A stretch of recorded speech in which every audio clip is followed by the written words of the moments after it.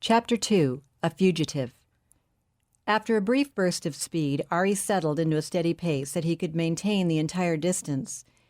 The only sound competing with the slap of his shoes on pavement was the eerie fluttering of the flags hanging from the dingy shop fronts. Plaster peeling from the once well-kept brick exteriors, and the gray metal storm shutters pulled down and locked tight over doors and windows gave the impression of a city with a history of better days that had been lost even to memory. The gaudy colors and frenetic motions of the flags snapping loudly in the stiff breeze marked the latest trade fair. These twice-a-year events, which were Leipzig's chief claim to fame, brought an influx of visitors, mostly from other Iron Curtain countries. They also brought an astonishing infusion of fancy foods, from caviar to strawberries, that appeared miraculously and briefly in restaurants to impress exhibitors from the West with the benefits of socialism available in this workers' paradise. There was still a surprising number of Western intellectuals naive enough to be taken in by the transparent lie. Ari snorted contemptuously at the thought and slowed his pace to a normal walk until a passing car had overtaken him and sped out of sight. Then he broke into a steady run again. Was this really happening? His legs told him yes, but his head seemed out of sync.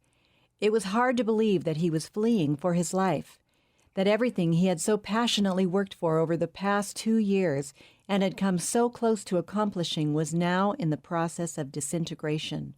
Faces flashed before him, the individual features of the inner circle of student leaders whom he'd known and loved so well, and with whom he had worked not only in Leipzig, but at universities throughout East Germany, each one a unique personality, full of life. He had recruited and motivated and convinced them that they could win this fight for freedom, and now he felt responsible for their lives. Who would be captured? Would anyone escape? Would he? They had all known the risks. For these young and zealous idealists, the dream of liberating their country had made their otherwise hopeless lives worth living. Were they now to rot in prison, or die, and all in vain? The familiar faces flashing before him became twisted in pain. Interrogation, torture, death. A sob caught in his throat, and Ari quickly turned the sorrow into hatred. He had no illusions about his own fate if they caught him. He would be accused of spying for the West and tortured until he confessed, perhaps in a show trial. They'll never take me alive, never. Marxism has to be stamped out. As he settled into his stride, Ari remembered with anger the raising of the Berlin Wall in 1961. In one incredible night, that infamous structure had slashed its evil scar across the face of the city. He had been ashamed to be favored by a regime that had to imprison its citizens to keep them inside its borders. It had been the final straw for him and tens of thousands of others as well, and it had made his recruitment job that much easier. The fragile spark of hope that had still been flickering throughout Eastern Europe had gone out. An unreasoning fear had swept across East Germany. In the succeeding years, the fear had settled into a despondent resignation. Yet even now, as he ran for his life, the determination was stronger than ever to help his countrymen somehow overthrow East Germany's oppressive regime, and perhaps even others in Eastern Europe. If millions would join together and refuse to move a finger until their demands were met, they could paralyze entire countries and win their freedom. That was the premise upon which he had formulated his plans, and even this present failure did not disprove it. He turned the last corner. The railroad station could be seen a half-mile in the distance. There was no escaping the responsibility he felt. He could never abandon his dream of seeing his homeland once again free. This whole country is a prison. The thought brought a renewed surge of anger. Fleeing to the West, once the hope that kept life in the souls of so many, was no longer a viable option. It was not only the infamous wall that prevented escape. Every inch of the nearly 900-mile East German border with the West had been sealed off completely by a heavily fortified wire mesh fence that was hung at head, chest, and knee level with fragmentation mines that were connected to concealed tripwires. For hundreds of yards back from the fence, the land had been laboriously cleared and meticulously mined. There were steel watchtowers mounted with machine guns and floodlights. Patrolling attack dogs were everywhere on the alert. The few tourist crossings were equipped with heat-sensing devices to detect persons hidden in vehicles or barges. As a result, a palpable hopelessness had settled like a choking fog over the country and people he loved. Even if it had been possible for him personally, the moral duty he felt made any thought of escaping to the West completely out of the question. Yet how could he evade the omnipresent and omniscient secret police and remain inside East Germany? That was the challenge he faced. There was one possibility in Berlin, if only he could get there. The station was now only 50 yards away. Clammy with sweat and gasping for breath, Ari slowed to a normal walk. Approaching the main entrance cautiously, he noticed with relief that there was no sign of police anywhere. The big clock over the door told him that he might have won a place on the Olympic team for those 3 miles. In 7 minutes, he'd be on the 10:49 p.m. train to Berlin. Warily he entered, wiping the sweat from his brow and neck. The large and dimly lit waiting room, with its few rows of worn-out, thinly upholstered chairs and wooden benches, was almost empty, with only a scattering of somnambulant travelers here and there. Ari took in the scene with a glance. There was a nodding mother, her arms around 2 small, sleeping children, and her feet propped onto a stack of suitcases. A drunk, stretched prone and snoring loudly. A middle-aged couple, overworked, underfed, wearing worried expressions, who clung to one another wordlessly. Ari stiffened instinctively. Just inside the door to his right sat an unusually muscular man of medium height, seemingly engrossed in a newspaper. His flattened nose looked as though it had been broken several times, leaving little doubt that he had spent considerable time competing in the boxing ring. On the other side of the vaulted room, next to the exit leading to the platform, a tall, younger man with the look of a finely conditioned athlete was also casually reading the evening propaganda sheets. Both men wore dark business suits. Stasi. Ari stifled the impulse to turn and retrace his steps back out the front door. Where would he go? They had undoubtedly already seen him. Forcing himself to relax, he walked nonchalantly up to the one-ticket window that was open and said in a loud voice, "One way to Fürstenwalde, please." That was not where he wanted to go, but it would misinform his pursuers, and the route would take him past his own village. Ticket purchased, he went through the exit, walked up a flight of stairs and across a set of tracks, then down another flight and on to the Berlin platform. It was now 5 minutes until the next train. Ari walked slowly to his right until he had moved past the last of the few persons waiting for the express to Berlin. Sure enough, the 2 men in business suits, newspapers tucked under their arms, came out onto the platform almost immediately. With the burly one leading the way and the taller one a few paces behind, they began edging in his direction, like cats stalking a mouse. Keeping the right side of his body away from the others on the platform, Ari pulled back his jacket, rested his hand on the Luger, released the safety, and waited. The men stopped about 20 feet from him, unfolded their newspapers, and began to read once again. "They don't want to arrest me now. Just follow me, hoping I'll lead them to others. Okay, we'll see where that game gets us." Ari engaged the safety again, took his hand from the loaded pistol, and let his coat fall forward to cover the weapon. When the train pulled up, he deliberately walked farther along the platform and entered the front door of the last car. The taller man followed him aboard, while the bruiser went on past and entered at the rear. The car was empty, except for an elderly couple sound asleep in the first row. Ari took a seat near the middle of the car. The man who had followed him aboard sat several seats in front of him, and Broken Nose seated himself a few rows behind. "They're so obvious, so overconfident, so used to having it all their own way. Do they think I'm an idiot?" The train started precisely on time and accelerated rapidly, the one public service that operated at something approaching proverbial German efficiency. Ari was thinking fast, going over the alternate possibilities, trying to formulate the best plan. Killing his 2 shadows and throwing their bodies off the train seemed the only plausible solution. Yet he couldn't just snuff out their lives. To do so would lower him to their level. Such an unconscionable act would cost him the moral basis for overthrowing their regime. Self-defense was one thing, but cold-blooded murder was out of the question. He knew he could never kill a man. unless it were the only way to save his own or someone else's life. The conductor, a tall, portly man with a soiled uniform and friendly smile, out of character for any official, no matter how minor, in East Germany, came through to check tickets. That brief task finished, he sauntered back up the aisle, pausing to nod good-naturedly at the sleeping couple. With a wave of his arm, he exited the car on his way toward the front of the train. He wouldn't return until after the next station. Ari could not have the two Stasi agents get off the train with him and follow him to his home, but how could he prevent it? He had to somehow get off the train without their knowing it, or get them off ahead of time. Yes, that was it. In a sudden flash of inspiration, he knew what he had to do. This was an express that made few stops. His own village would be the second one. Ari looked at his watch. He had about 6 minutes. Leaving the precious briefcase behind, he walked casually toward the rear of the car as though he were going to the toilet. Instead, he slipped quickly into the seat behind the burly agent.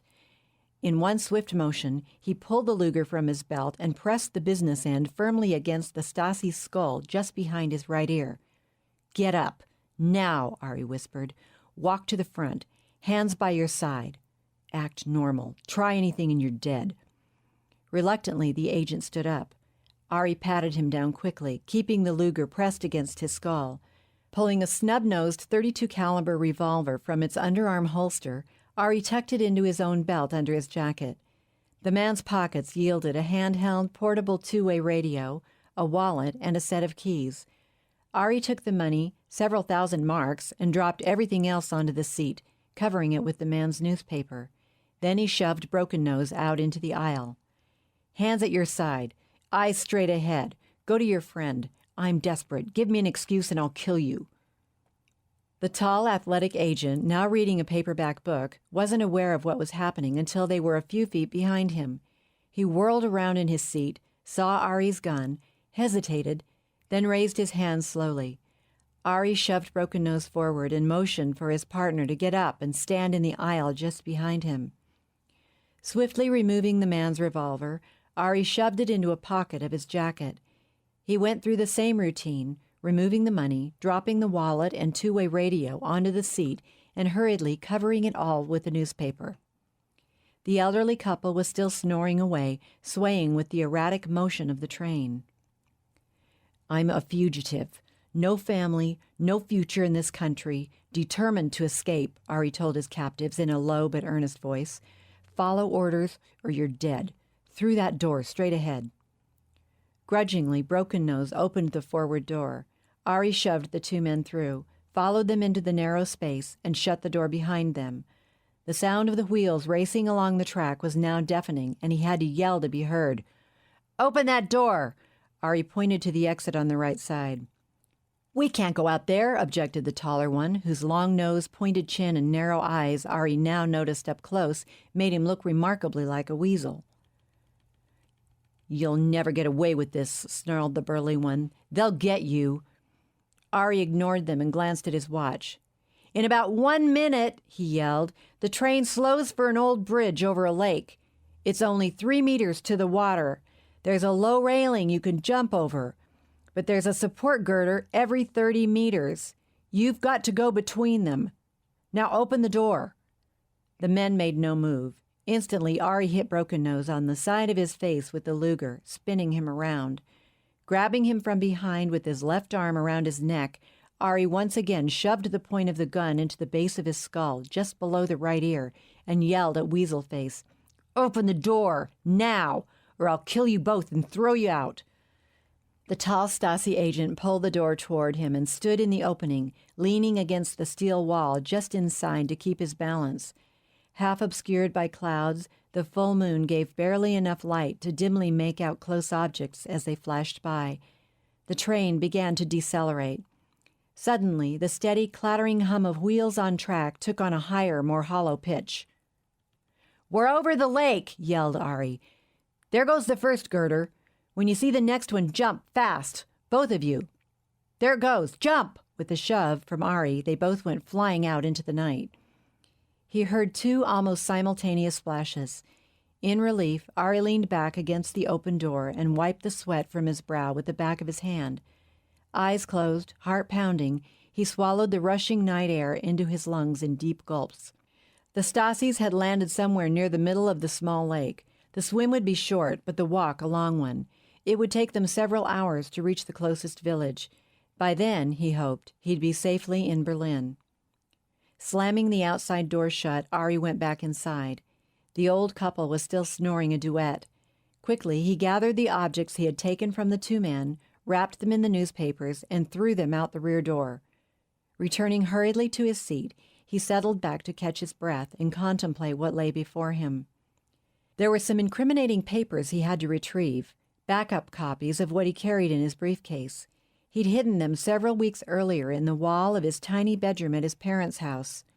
Among the documents were the detailed plans for the now-aborted uprising and a complete list of names, addresses, and phone numbers of all the key members of the conspiracy. The papers had to be destroyed. He could take no chances, had to do everything in his power to protect the others.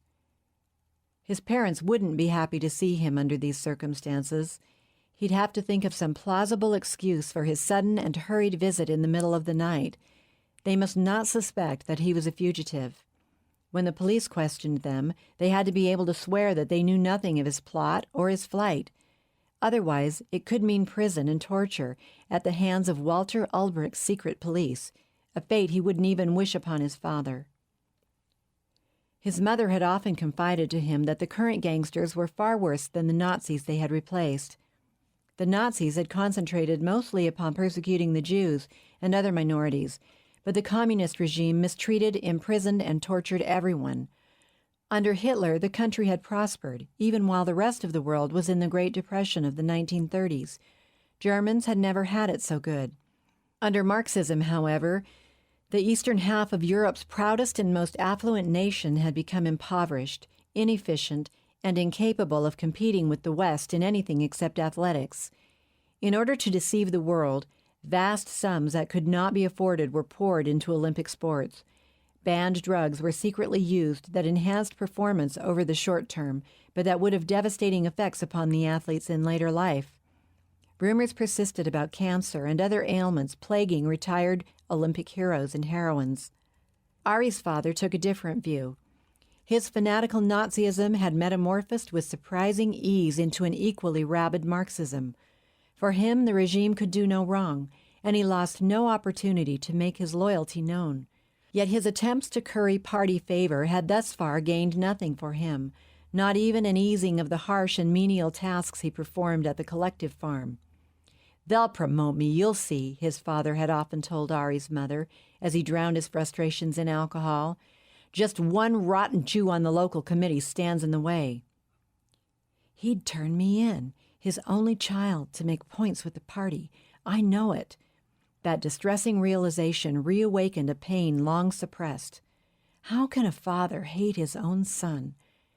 It was a question that had tormented Ari for years, a question he had flung again and again into the silent void as he tossed and turned at night as a young boy not yet in his teens, while vivid scenes from that day's horror or some particularly ugly episode from the past flashed before him. A simple farmer with little education, his father resented Ari's intellect and the fact that he had been chosen for special favor by the party, especially since it involved schooling that took him away from his farm chores for 9 months of the year.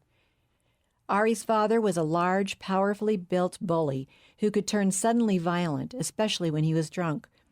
His frequent fits of rage had terrified Ari as a child. As far back as he could remember, he had been periodically beaten by his father for no apparent reason. His mother had often shared his fate for pleading on his behalf. Later, when Ari had taken up the martial arts, his fear had turned to contempt. On his 15th birthday, he had defended his mother and himself with a quickness and finesse for which his father's brute strength and barroom brawling tactics were no match.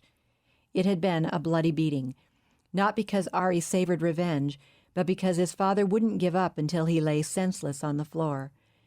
There had been no more physical abuse in the home, only looks that would kill, since that memorable day. It would be after midnight when he got there. Perhaps he could slip in and out without being seen. It would have been easier if he and his parents hadn't been forced to move into that rabbit warren of close-packed hovels when most of the farms had been collectivized in 1960. Their neighbors seemed to derive a perverted pleasure from spying on one another, especially that obnoxious family of Jews with the sniveling son and sneaky daughter who always peered from behind their curtains and watched his every move. They had to be paid informants for the Stasi. Where else did they get the extra money that allowed them to have a TV, their own car, and other luxuries that no one else in the commune could afford? Jews, how he loathed that Hebrew breed. Despising Juden was the one thing his father had taught him as a boy that he still retained as a personal conviction. He hadn't known many Jews, but those he had encountered were everything his father had warned him they were, and everything that he despised. Ari would have left home and never returned had it not been for his mother. He loved that good woman with a passion in spite of her foolish religious faith, praying to an imaginary deity who never heard her, crossing herself in a futile attempt to ward off evil, even imagining at times that a prayer had been answered. She was simple and kind, without guile, a relief of sorts in the complex world in which he moved. "Believe in God, Ari, and the good Virgin," she had pleaded with him so often. "You know I'm no atheist like the Marxists," he would protest. "Every atom has its design, and when you come to a living cell and the human brain, of course there has to be some intelligence that planned it all. Call it God if you want. But Ari," she would remind him, "you never pray." "That's religion, with its rituals and saints invented by some power-hungry charlatans who pretend to speak for God so they can control people. I hate to see you fall for that." "The Blessed Virgin has appeared all over the world," she would reply earnestly. "She promises to bring peace and take us to heaven. I couldn't go on if I didn't have faith." "Faith," he would shoot back, unable to hide his contempt. "Faith in a God who allows disease, starvation, injustice, and Marxist devils to slaughter millions and make us all prisoners? We've got to change the world ourselves. No God will help us." At her pained expression, he would put an arm around her and tell her softly, "I'm sorry, Mama, but really, what evidence?" "Evidence! The church says it's true. Someday you'll understand." It always ended that way, with her faith unchanged and with him regretting he'd been so blunt. It pained Ari deeply to know that his skepticism caused her almost as much grief as his father's abuse. Ari was her only child and the one person she could look to for comfort. He gave it to her in every way he could, but he couldn't pretend to accept the fairy tales she swallowed. How he longed to say goodbye to his mother and to assure her that he'd be okay. If she knew nothing, however, and hadn't even seen him, that might get her some leniency. As for his father, he had no more desire to see him than the devil himself.